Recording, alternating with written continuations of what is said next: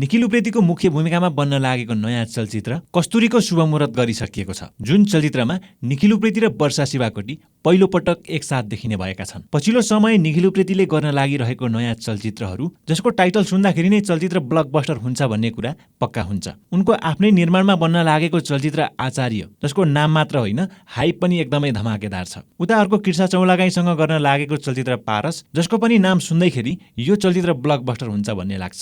र अर्को चलचित्र कस्तुरीको पनि शुभमुहुर्त भइसकेको छ। निखिल उप्रेतीले काम गरिरहेको यी 3 चलचित्रहरूको नाम सुन्दाखेरि यस्तो लाग्छ यो 3मा 3वटा चलचित्रहरू ब्लकबस्टर हुन्छ।